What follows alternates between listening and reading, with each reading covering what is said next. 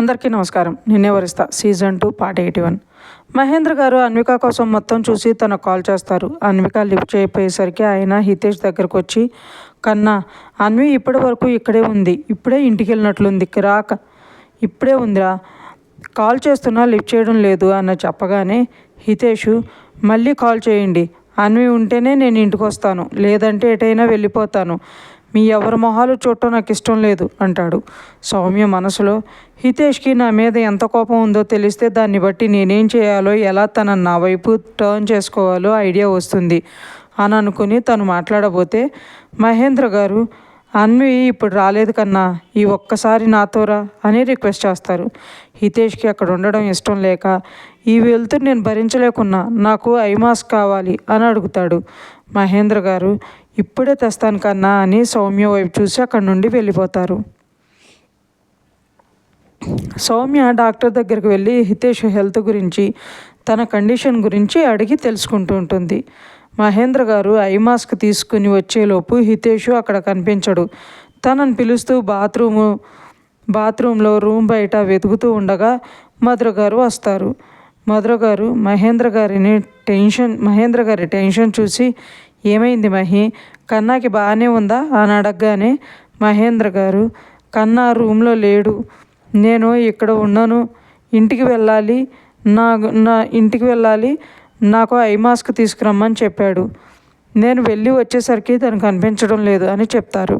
మధుర గారు, కన్నా ఎక్కడికి వెళ్ళుండడు మహి, ఎక్కడో ఉంటాడు, మనం వెతుకుదాం అని ఆవిడ కూడా కంగారు పడుతూ వెతుకుతూ ఉంటారు. ఇంతలో సౌమ్య అక్కడికి వచ్చి, ఏమైందా ఆంటీ అని అడుగుతుంది. మధుర గారు, కన్నా కనిపించడం లేదంట సౌమ్య అని చెప్పగానే సౌమ్య, ఇప్పటి వరకు ఇక్కడే ఉన్నాడా ఆంటీ, ఇంతలోనే ఎక్కడికి వెళ్ళినట్లు అంటుంది. మధుర గారు, అదే అర్థం కావడం లేదు సౌమ్య అంటుండగానే అటుగా వెళ్తున్న ఒక పెద్ద ఆయన ఎవరో అమ్మాయి కోసం బాధపడుతున్నట్లు ఉన్నాడు. ఆ అమ్మాయి పేరు ఎవరో పిలవడం విని తన కోసం పరిగెడుతూ బయట వరకు వచ్చి కింద పడిపోయాడంట అని పక్కన వాళ్ళకి చెప్తూ విని మధుర గారు, కన్నా, మన కన్నాని, నేను లోపలికి వచ్చే టైంకి బయట గుంపుగా ఉన్నారు అంటే అక్కడ ఉండేది మన కన్నానే అని ఆవిడ పరుగున బయటకు వెళ్తారు. వెనకే సౌమ్య కూడా వెళ్తుంది. ఇంకో పక్క నుండి వెతుకుతున్న మహేంద్ర గారు కూడా విషయం తెలుసుకుని అక్కడికి వస్తారు.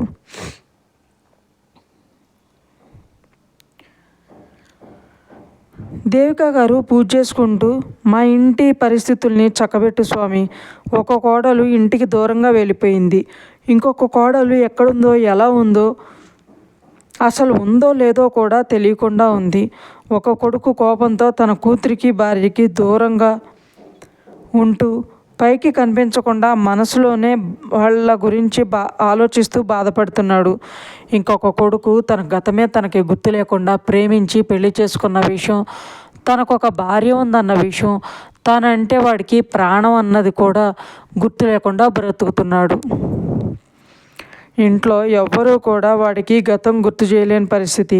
వాడికి నిజం తెలిసిన రోజున వాడు అడిగే ప్రశ్నలకి సమాధానాలు చెప్పలేని స్థితిలోకి మమ్మల్ని నెట్టేసావు కదయ్యా, ఇలాంటి పరిస్థితి ఎవ్వరికీ రాకూడదు, నా ఇద్దరు బిడ్డలు సంతోషంగా ఉంటే చాలు, ఇంతకు మించి నేనేమీ కోరుకోను, భార్యాభర్తల మధ్య అపార్థాలు తొలగిపోతాయి, నా చిన్న కోడలు ఎక్కడున్నా నా కొడుక్కి దగ్గరికి చేరేలా నువ్వే చూడు స్వామి అని కన్నీళ్లు పెట్టుకుంటూ దేవుడికి మొరపెట్టుకుంటుంటే మహేందర్ గారు, దేవి ఇలారా ఒకసారి అని పిలుస్తారు.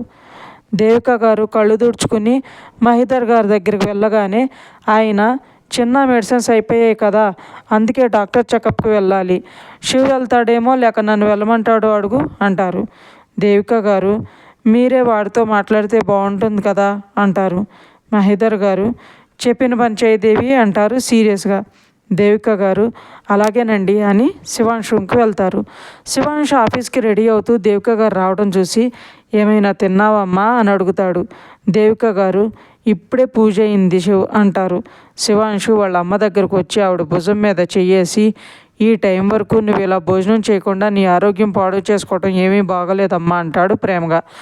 దేవిక గారు, నా బాధ ఆయనకి చెప్పుకుంటే కానీ నా మనసు శాంతంగా ఉండదు శివ అంటారు. శివాంశు, ఎంతసేపు మా గురించి తప్ప నీ గురించి ఆలోచించవా? నీకు మేము ఎలా ఇంపార్టెంటో అలానే నువ్వు కూడా మాకు అంతే ఇంపార్టెంటు. అందుకే మా కోసమైనా జాగ్రత్తగా ఉండమ్మా అంటాడు. దేవిక గారు సరే శివ అని చిన్న నవ్వు నవ్వి, వేదిని హాస్పిటల్కి నువ్వు తీసుకెళ్తావా లేక మీ నాన్నగారిని తీసుకెళ్లాలో నిన్ను అడగమన్నారు అంటారు. శివాంశు, నేను తీసుకెళ్తానమ్మా, వాడి కోసం టైం స్పెండ్ చేయలేనంత బిజీగా అయితే నేను ఎప్పుడూ ఉండను అంటాడు. దేవిక గారు సరే నేను వెళ్ళి మీ నాన్నతో చెప్పి వేదిక ఏమైనా కావాలేమో చూసేసి వస్తాను అని చెప్పి వెళ్తారు. పర్ణ బాగా ఆడి అలసిపోయాక మా అమ్మ నాకు నిద్ర వస్తుందంటూ వచ్చి శ్రీని కోడిలో పడుకుంటుంది. ప్రసాద్ గారు ఇంటికి వెళ్దాం పదజాను అంటారు. శ్రీనిక సరే నాన్న అని పర్ణను ఎత్తుకుని భుజం మీద వేసుకుంటుంటే ప్రసాద్ గారు నేను ఎత్తుకుంటా ఎవరా అంటారు.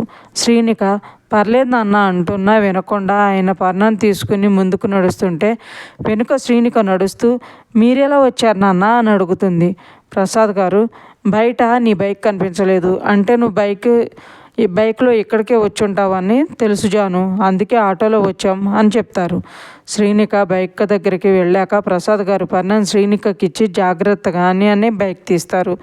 ముగ్గురు కలిసి ఇంటికి వచ్చేసరికి వీళ్ళ కోసమే చూస్తున్న కళ్యాణి గారు అయ్యాయా మీ ముగ్గురు ముచ్చట్లు, తాత మనవరాల ఆటలు అంటూ శ్రీనిక చేతిలో నిద్రపోతున్న పర్ణను తీసుకుని బెడ్రూమ్లో పడుకోబెడతారు. ప్రసాద్ గారు ఏమీ ఆలోచించకుండా పడుకోజాను, అన్నీ అవే సర్దుకుంటాయి, దేనికైనా కొంత సమయం ఇవ్వాలి అని అంటారు. శ్రీనిక అలాగే నాన్న, రేపొద్దున్న వేరే కంపెనీలో ఇంటర్వ్యూ ఉంది, నేను వెళ్ళనా అని అడుగుతుంది. ప్రసాద్ గారు నువ్వు జాబ్ చేయాలనేగా నీతో పాటు మేము ఉంటుంది అని అంటారు. శ్రీనిక థ్యాంక్ యూ నాన్న అనని మనసులో ఆయన్ని హక్ చేసుకుని మీరు కూడా త్వరగా పడుకోండి, గుడ్ నైట్ అని చెప్పి తన రూమ్లోకి వెళ్ళిపోతుంది.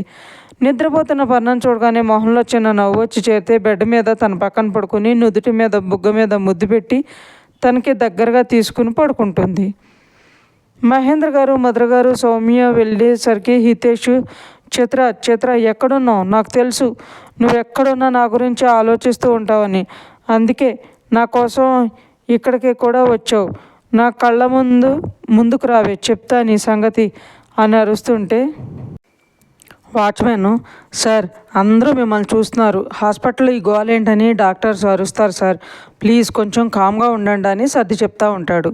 మహేంద్ర గారు కన్నా అంటూ హితేష్ దగ్గరికి వెళ్ళి తన్ని పట్టుకుంటే హితేష్ నాన్న చిత్ర ఇక్కడికి వచ్చింది అన్న, తన పేరు నేను విన్నాను, తను ఎక్కడో ఉంది నాన్న అని చుట్టూ చూస్తూ చెప్తుంటే సౌమ్య హితు నువ్వేంట్రా ఇలా ఉన్నావు, దాని మీద నువ్వు ప్రేమ చూపిస్తున్న ప్రతిసారి నాకు కోపం వస్తుంది, మొదటిసారి కోపం తెప్పించినందుకే తనకి నీకు మధ్య దూరం పెరిగేలా చేశాను, రెండోసారి కోపం తెప్పించినప్పుడు దాన్ని పక్కన లేకుండా చేశాను, ఇప్పుడు కూడా దాని మీద ప్రేమను చూపించి నా కోపాన్ని పంతాన్ని పెంచి దాన్ని భూమి మీద లేకుండా చేసేలా ఆలోచన వచ్చేలా చేస్తున్నావు, నిన్ను వదిలేసి వెళ్ళిపోయిన దానికోసం ఇంత తప్పించిపోతున్నావు, మరి నీ కోసం నీ ప్రేమ కోసం నీ స్పర్శ కోసం వేచి చూస్తున్నా నేను నా ప్రేమ కనిపించడం లేదా, నీలా భార్యను అర్థం చేసుకుని ప్రేమించే భర్త ఎవ్వరికీ రారు, వచ్చిన ఆ ప్రేమ ఎన్ని రోజులు ఉంటుందో కూడా తెలీదు, ఏమీ తెలియని చిన్నపిల్ల మనస్తత్వం ఉన్న ఒక అమ్మాయిని ప్రేమించి పెళ్లి చేసుకుని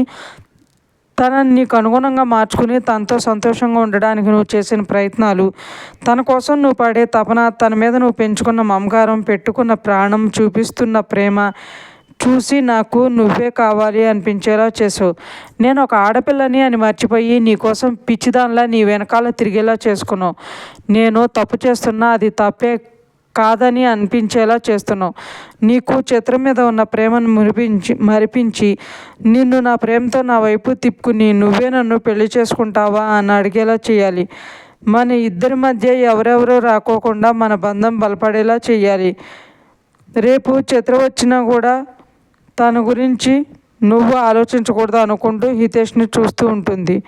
మధుర గారు కూడా వెళ్ళి హితేష్ని పట్టుకుని చిత్ర ఇక్కడ లేదురా కన్నా, మనం ఇంటికి వెళ్దాం పదా అని అంటారు.